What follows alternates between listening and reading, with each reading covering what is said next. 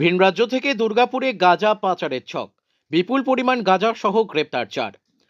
ভিন রাজ্য থেকে দুর্গাপুরে গাঁজা পাচারের সুপরিকল্পিত ছক ভেস্তে দিল দুর্গাপুর কোকোভেন থানার পুলিশ।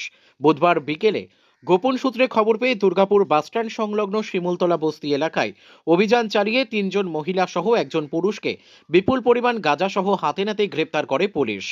পুলিশ সূত্রে খবর, ধৃতদের কাছ থেকে মোট 31 কেজি 92 গ্রাম গাঁজা উদ্ধার হয়েছে।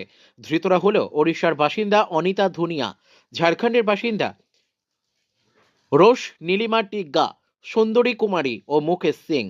তারা ঝাড়খণ্ড থেকে বাসে করে ওই বিপুল পরিমাণ গাঁজা দুর্গাপুরে ডেলিভারি দিতে এসেছিল বলে পুলিশের প্রাথমিক তদন্তে অনুমান।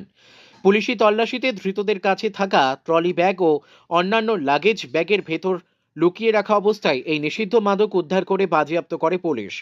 পুলিশের দাবি, এটি কোনো বিচ্ছিন্ন পাচার নয়, বরং আন্তঃরাজ্য মাদক চক্রের সক্রিয় শাখা দুর্গাপুরে কাজ করছে।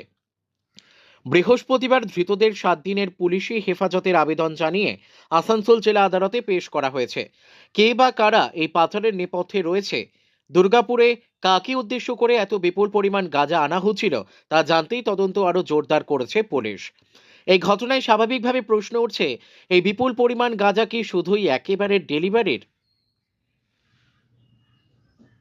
দুর্গাপুরে কে বা কারা এই নেশা কারবারের মূল সুবিধাভোগী? এর আগেও কি একই পথে গাঁজা ঢুকেছে শিল্পনগরীতে, নাকি বড় কোনো মাদক চক্রের গভীরে ঢুকে পড়ছে দুর্গাপুর? 31 কেজির বেশি গাঁজা উদ্ধার স্পষ্ট করে দিচ্ছে দুর্গাপুর এখন আন্তঃরাজ্য মাদক পাচারকারীদের বড় টার্গেট। নারীদের ব্যবহার করে পাচারের কৌশল পুলিশের নজর এড়াতে পারলেও শেষ রক্ষা হলো না। পুলিশের এই সাফল্য যেমন তাৎপর্যপূর্ণ, তেমনি নেশা কারবারের শিকড় উপড়ে ফেলতে আরো কঠোর ও ধারাবাহিক অভিযানের দাবি রাখে এদিনের এই ঘটনা। দুর্গাপুর থেকে বিধানচন্দ্র গাঙ্গুলির রিপোর্ট, বিগ নিউজ বাংলা।